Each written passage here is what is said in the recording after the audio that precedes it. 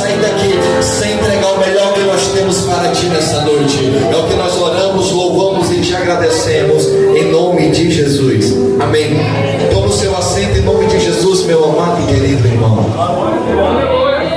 Eu quero externar a Deus toda a gratidão e dizer que a Ele, somente a Ele, seja dada nessa noite toda a honra, toda a glória e todo o louvor. Eu louvo a Deus pela vida da minha esposa que me acompanha, da irmã Edna, serva do Senhor, que está comigo nessa batalha, nessa luta. Eu louvo a Deus pela vida do vosso pastor desta congregação, que nos fez um precioso convite para estar ministrando nesta festividade. Louvo a Deus pela vida dele, do nosso presidente. Deus abençoe em nome do Senhor Jesus Cristo. E dos amados amigos que aqui estão presentes, Leno, Josué, Paulo, os amados irmãos e obreiros. Louvado seja Deus pela Assembleia de Deus do segundo distrito, que tanto nos acolheu. Nesses últimos dias estivemos no Taquari também, e também na congregação do irmão Paulo, ministrando na festividade de lá. Então é uma igreja que tem sido bastante receptiva com a nossa vida e com o nosso ministério. Deus abençoe a todos vocês. Irmãos, estamos sujeitos a um tema muito poderoso da palavra de Deus. Eu sei que sempre será um desafio falar de Jesus, mas nesse caso são 5 dias de festa. São 5 pregadores falando sobre o mesmo tema. Mas a palavra do Senhor ela é tão maravilhosa que mesmo nenhum pregador está em nenhuma da administração do outro, mas nós sabemos que o que Deus tem a trazer para a igreja sempre é algo novo, sempre é algo diferente. Isso é extraordinário, porque o professor de história, o professor de geografia, língua portuguesa ou matemática, ao pegar o mesmo livro para ministrar em diferentes turmas, o assunto vai ser o mesmo, a didática vai ser a mesma. Quem sabe algum mude a maneira de ministrar, mas o assunto a ser tratado e a maneira no qual é aplicado é sempre o mesmo. Mas a palavra de Deus pode ter 20, 30, 40, 100 pregadores no mesmo especial, que ela é o único livro em toda a história humana que não foi feita para ser lido. A Bíblia não foi feita para ser lida. A Bíblia foi feita para ser vivida. A Bíblia foi feita para ser meditada. Em nenhum ponto tu acha na palavra de Deus o Senhor mandando a gente ler. Você acha o Senhor mandando meditar, o Senhor mandando a gente guardar, o Senhor mandando a gente pensar nela de dia e também meditar nela pela noite. Você manda Deus mandando colocar ela em prática em nossas vidas, porque a palavra de Deus a ser lida de nada mais serve em nossa vida, mas quando lida, meditada e aplicada, ela é a arma mais poderosa do que qualquer arma nuclear. Ela é a arma que coloca qualquer demônio para correr. Ela é a arma que faz a tua casa estar de pé no meio de tribulações. Ela é a arma que faz milagres jorrarem no meio da igreja. E é sobre essa palavra e debaixo dela que eu quero falar para vocês. A palavra que o Senhor nosso Deus tem colocado sobre o meu coração. Embora seja uma palavra conhecida e bastante pregada, temas de vários congressos, mas como eu falei, Deus tem algo novo a tratar com a sua igreja nessa noite. Todo o final do capítulo, todo o final do livro de Mateus, o Senhor Jesus Cristo vem nos ensinando acerca do seu fim, do fim da igreja do Senhor aqui na terra. É algo de mais interessante que os discípulos chegam para o Senhor e dizem: Senhor, que sinal há de se proceder para que possamos saber que o Senhor está prestes a buscar a sua igreja?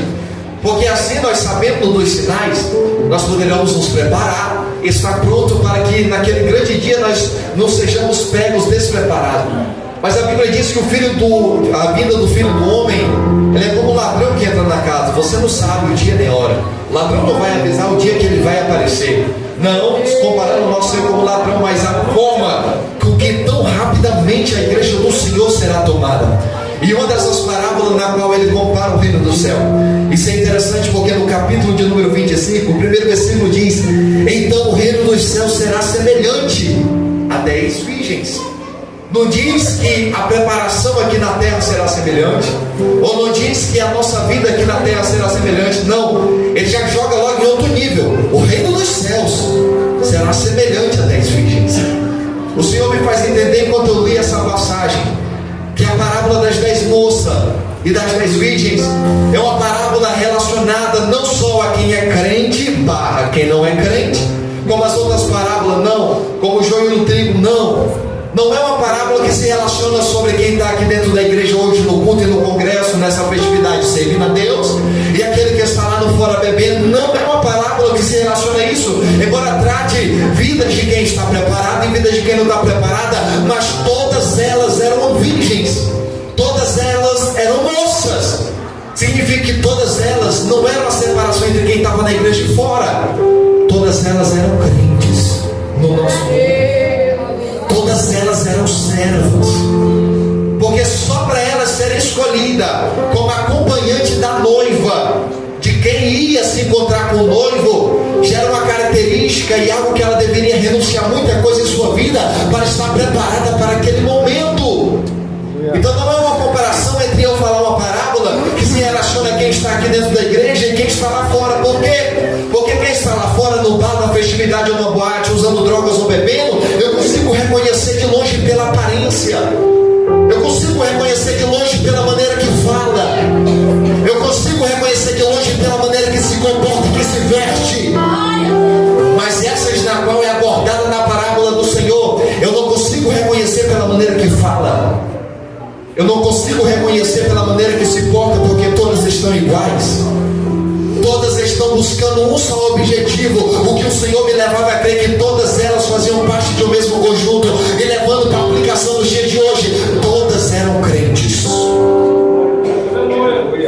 todas se prepararam para estarem puras para aquele dia, todas colocaram vestes brancas para aquele dia, todas pegaram vasilhas para aquele dia, todas estavam com azeite. Eu não digo só prudente, a louca também tinha azeite, assim diz a palavra do Senhor. Então elas se prepararam, elas compraram. Mas sabe qual foi a diferença? É que não é eu que digo, para não dizer que o Senhor tarda, a Bíblia diz que tardando o noivo, tardando o... Muito bem. A Bíblia diz que o Senhor Jesus, ele vai sempre chegar no momento certo. Há um tempo para todas as coisas debaixo do céu. A parte de tardar se está dizendo que ele foi além do que elas estavam esperando no original. Não que ele tardou, porque o Senhor Jesus Cristo nunca tarda em trazer algo para nossas vidas. O problema é que muitas vezes está atrapalhando o processo de você receber algo de Deus. É a maneira na qual muitas das vezes nós pedimos. Por que será que tem pessoas que estão na igreja, às vezes um dia de crente pede algo e Deus dá? E tem pessoas que às vezes têm 30 anos pedindo algo e Deus não dá. Ana foi 20 anos pedindo a mesma coisa e o Senhor não deu, porque ela dizia: Senhor, eu quero um filho. Ana, quero um filho. Mas no 20º ano que ela sobe ao templo, a oração dela é diferente. Ela diz: Senhor, se o Senhor me der um filho, eu entrego ele para o Senhor. A oração dela mudou. Deus não pediu filho nenhum para Ana, mas a oração dela foi diferente. Todas as vezes ali no primeiro ano, Deus já sabia o que ela ia pedir. E sabe, Deus chamava os anjos: Aleluia, vai me pedir um filho. Segundo, terceiro, quarto, é muito tempo, irmão, 20 anos. Mas quando está no 20º ano, que está todo mundo esperando, ela diz: Senhor, me dá um filho. Ela diz diferente: Senhor, me dá um filho, porque se o Senhor me der, eu dou ele para o Senhor. Ela já recebe a sua bênção. Então, sabe qual foi o grande diferencial da parábola das virgens? O tempo em que o noivo chega. Porque se o noivo chega um pouco antes, às 10 entrava. Se o noivo chega um pouco antes, às 10 estava com a vasilha acesa. Se o noivo chega antes delas dormirem, estava todo mundo, ó, show de bola. A questão é que aquele dia e hora ninguém sabe. A questão é que se você soubesse o dia da sua morte, ou o dia que o Senhor há de vir buscar, quem sabe você curtia a sua vida toda e diante do grande dia você se reconciliaria, porque Deus é misericordioso para perdoar. Mas há uma diferença, porque a Bíblia diz que tardando o noivo, todas adormeceram. O problema não era a dormência, porque não dormiu só louca, dormiu também prudente. O problema não era vasilha, porque vasilha tinha quem era prudente e quem era louca. O problema estava em uma coisa que o Senhor Jesus Cristo combateu desde o primeiro dia dele aqui na terra: a hipocrisia. É pessoas que vivem de aparência, mas por trás não são nada. Porque carregar uma lâmpada não é como nos dias de hoje, que você só tem 3 preocupações. Para a lâmpada estar acesa, eu preciso ir lá no interruptor e acender ela. Preciso no final do mês pagar a conta de luz para ninguém apagar ela. E se no dia dela queimar, eu compro uma nova lâmpada e instalo. Naquele tempo não. A preocupação com a lâmpada, quem aqui é mais antigo e viveu o tempo da lamparina vai entender que a preocupação era outra. Porque quando a chama estava se apagando, eu era obrigado a colocar o óleo. Não era qualquer óleo que acendia a lamparina.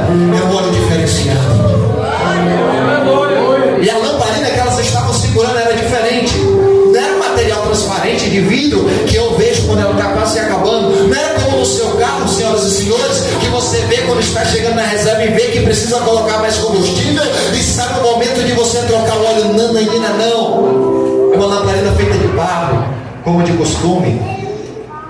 Podia estar lotada de azeite, no meio de azeite, ou acabando o azeite, não dava de perceber. Só dava de perceber quando era tarde demais. Todas estão dormindo, mas a Bíblia diz que à meia-noite, oh aleluia, à meia-noite ouviu-se um clamor.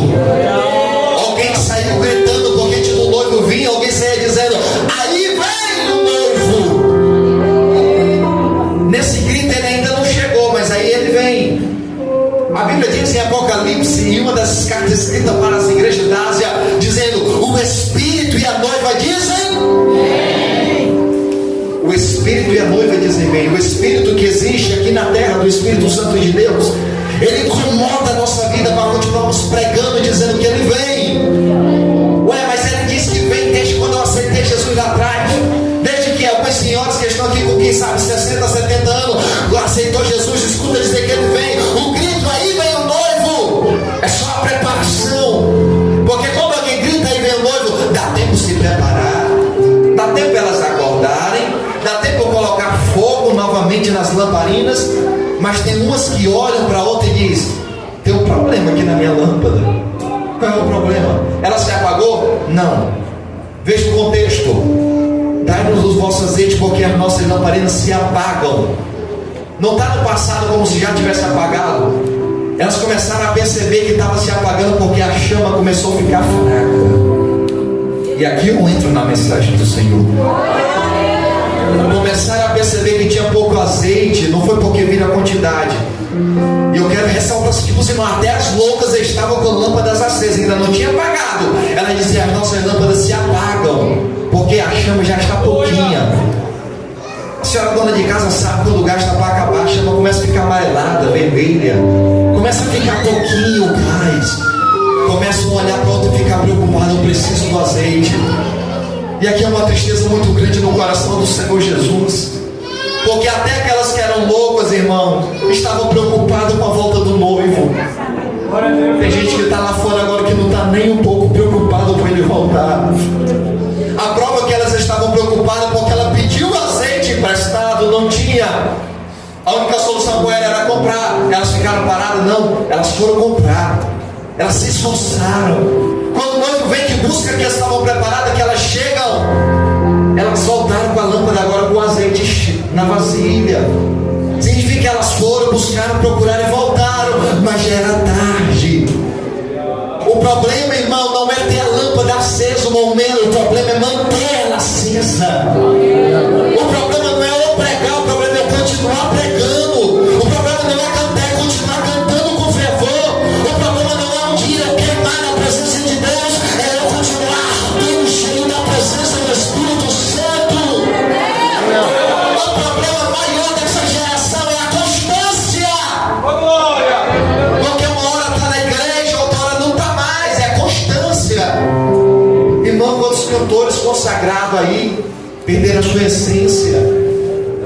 Se eu for citar nome aqui, vocês conhecem de cor, salteado, quem cantava nos congressos do Brasil para fora, em todo lugar, e agora está desviado. E agora se voltou ao homossexualismo. Agora está vivendo num mundo. Ele tinha azeite, ele tinha o Espírito Santo, cantava e pregava, Deus usava. Mas não percebeu quando a chama estava se apagando, deixou ela se apagar. E quando a chama do Espírito Santo se apaga, irmão, a Bíblia diz que pode blasfemar contra Jesus e ainda tem perdão. Blasfemar contra Deus tem perdão, porque o Espírito Santo é quem convence o homem do pecado e da justiça e do juízo. Mas quando você peca, quando o Espírito Santo sai da casa que é você, o apóstolo Paulo vai dizer em Coríntios capítulo 6, versículo 20: vós sois casa, templo, morada do Espírito Santo de Deus. Se você chegar numa casa e você for maltratado, tu não volta lá nunca mais. Se tu chegar numa casa e não te oferecer nem água, se você não se sentir à vontade naquele ambiente, tu não volta. Como é que tu quer ser cheio do Espírito Santo ter na tua casa de qualquer maneira? Como é que tu quer ser cheio do Espírito Santo deixando a chama se apagar? Desperta, porque aí vem o noivo.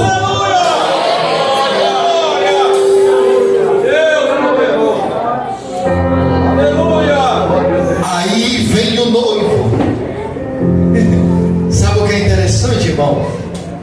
Primeiramente, elas estavam esperando o noivo. Diga noivo. É uma preparação para o casamento, noivo. Quando ele está chegando, que tem alguém gritando, como é que ele grita? Versículo de número 6. Alguém lê bem alto aí, eu sou de Bíblia, irmão. Versículo 6 do capítulo 25. Mas à meia-noite ouviu-se um clamor. Aí veio o esposo, sai-lhe ao encontro. Amém. No primeiro momento ele é noivo. Eu estou aguardando, está chegando. Estou me preparando para se encontrar com o noivo. Diga noivo. Mas quando tem alguém gritando, ele já não é mais noivo, agora ele já é casado. Aí vem o esposo. Diga esposo. Mas no momento em que as loucas vão bater na porta, elas dizem: abre-nos a porta, Senhor.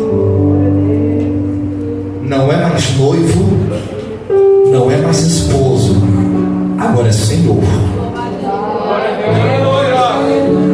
Eu vou repetir porque teve gente que entendeu. Antes dele voltar, ainda é noivo. Agora ele já está voltando, agora ele é teu esposo. Porque até agora ele é nosso advogado, ele que cuida de nós. Mas no momento em que a porta se fechar, ele vai passar de ser advogado e vai começar a ser juiz. Sabe como é que trata juiz lá na corte? Sim, Senhor, não, Senhor. Agora, capítulo de número 5 do livro de Apocalipse. Na sua coxa está escrito Rei dos Reis, Senhor dos Senhores. Não é mais noivo, não é mais esposa, agora é Senhor. Quem olhava para ele aceitou ele, tudo bem, mas quem não aceitou vai ter que bater continência e dizer: sim, Senhor. Agora todo joelho se dobrará, e agora toda língua confessará que ele é Senhor, que ele é Senhor, que ele é Senhor.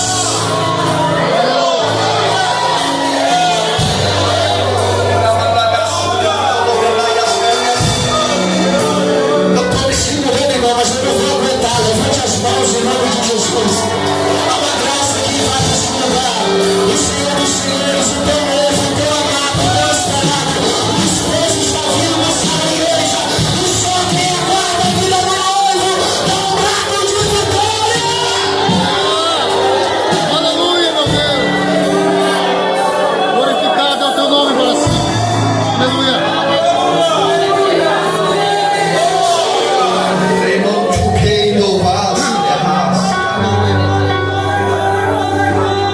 Ele é noivo. Aí de repente alguém grita, já não é mais noivo, agora é esposo. Agora já está, abre-nos a porta, Senhor. Quão grande e triste será aquele dia. Você tem mais falado sobre isso, e eu amo escatologia. Só que antes de pregar o que vai acontecer lá no céu, primeiro eu tenho que me preparar para chegar no céu. E a pergunta que eu faço para os amados irmãos, para vocês indagarem consigo: como estão as vossas lâmpadas? Como está o vosso azeite? Porque até quem é louca consegue detectar quando as lâmpadas estão se apagando. E você, como é que está?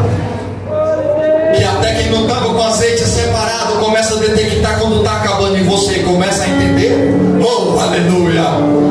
Porque quando está acabando vai ter gente querendo pedir emprestado para outra. Sabe o que elas dizem? Não, vai até os que vêm, tem compra, paga o preço e depois tu volta.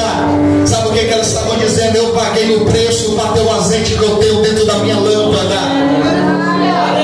Tem gente querendo ter o que você tem, mas não está pagando o preço para ter o que você conseguiu ter. Oh.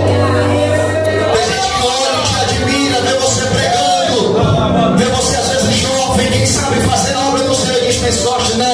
Não sabe o preço que foi pago para ter azeite na vasilha.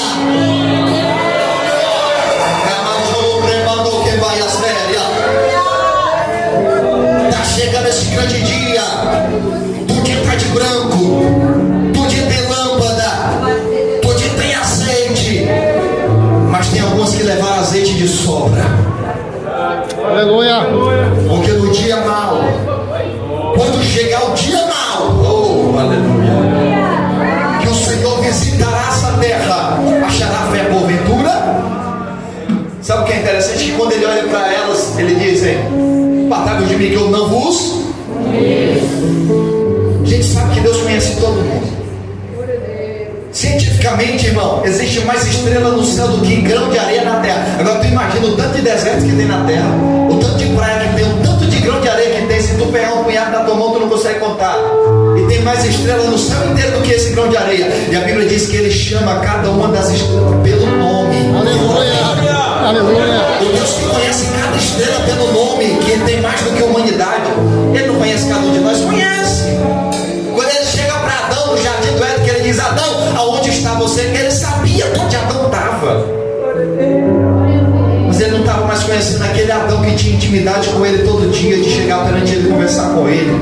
O que Jesus estava desconhecendo é o velho homem, porque a Bíblia diz que quando as coisas velhas se passaram, eis que tudo se fez novo. A Bíblia diz que o Senhor não se lembrará mais da vossa iniquidade, e o seu pecado ele não se lembrará mais. Não sou eu que diga a Bíblia. Ou seja, o velho homem, o pecado, aquilo que é de iniquidade, o Senhor não lembra mais. Então é comum chegar naquele grande dia, gente que pregou, gente que profetizou, gente que estava no púlpito, gente que estava em cartaz, gente que estava em evidência, e dizer: abre a porta, Senhor. Ele vai olhar e vai dizer: apartai-vos de mim, que eu não vos conheço. Ele conhece, mas aquela versão pecaminosa, porque Deus ele aborrece o pecado, mas ele ainda ama o pecador. É que a versão pecaminosa ele desconhece. Às vezes que você erra, ele desconhece. E se você tiver consciente no dia que a trombeta tocar, no dia que Cristo vir buscar a tua igreja, no dia que Cristo vir buscar você e não achar uma igreja lavada e remida, quem tiver preparada sobe, quem não tiver fica. É uma triste realidade, mas é uma realidade que eu preciso pregar. O que ele mais aboliu nessa Bíblia inteira foi a hipocrisia. Não é gente que está lá fora que já sabe que está perdido, não, irmão. Porque quem está lá fora que está bebendo, usando droga, em boates, balada, becos e viela, ele sabe que está errado. Quem está perdido sabe, porque ele tem um coração, ele tem uma mente, ele tem entendimento, ele tem consciência. Ele sabe que está errado, mas sabe qual é o principal perigo? É quem acha que está certo e não está. O principal perigo é que quem acha que está cantando e está certo e não está. É quem acha que quando está pregando está preparado e não está. É que quem acha que está com veste de virgem e está pronto e não está. É que quem acha que tem lamparina na mão está pronto e não está. É quem acha que tem azeite e está pronto e não está. Se ele tardar, o azeite vai ser suficiente ou não, rapaz? Eu tenho autoridade de Deus para falar para você, ministrar. O Pai do céu está procurando não de quem prega, mas ainda quem tem azeite reservado. Não é de quem canta, mas ainda quem tem azeite reservado. Vai adorando, vai.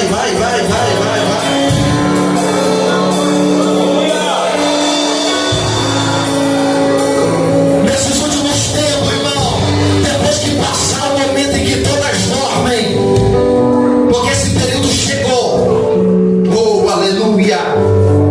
Não está dormindo só quem é louca, está dormindo quem é prudente também. É por isso que a função do avivamento é tão especial. Avivamento é pegar o que está apagado e acender. É pegar o que está morto e trazer de volta à vida. É pegar quem não tem ânimo, dar um saculejo nele e animar ele. É pegar quem não tem azeite e mandar ele ir atrás dos que vêm e ele voltar cheio de azeite e dá tempo ele se encontrar com o noivo. É pegar quem não tem e encher mais para que ele possa transportar. Há um tempo que todas dormindo, que os milagres que aconteciam antes não acontecem mais hoje, que o propósito de oração que era de antigamente não tem mais hoje, que as campanhas de ontem não é a mesma campanha de hoje. Há um momento em que dormiram quem é louca, mas dormiu também quem estava preparada. Mas tem alguém de novo, tem alguém que está pronto e que está pregando e dizendo: lá vem Deus, lá vem o noivo, ele está chegando. Então é o momento que todo mundo desperta, mas vai aparecer, está em evidência, só quem tem azeite preparado.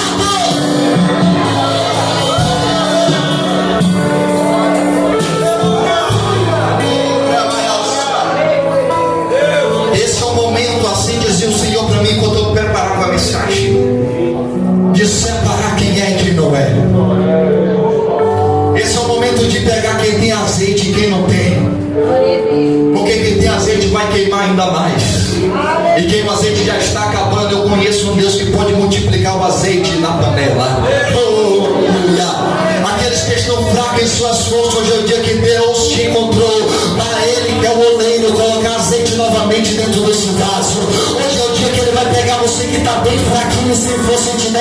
aleluia. Ora, não foi você que disse, Senhor, eu estou orando naquela igreja, mas eu não quero sair da mesma forma. Papai do céu está passando em corações aqui. E quem tem assunto e quem não tem vai ser demonstrado agora. Há uma nuvem de glória que desce nesse ambiente. Papai do céu está passando em corações. Quem é quem não é sempre de festa? Quem é quem não é começa a ser chuva nesse momento. Ele começa a encher, começa a encher, começa a passar, começa a passar. Vem cá, as pessoas.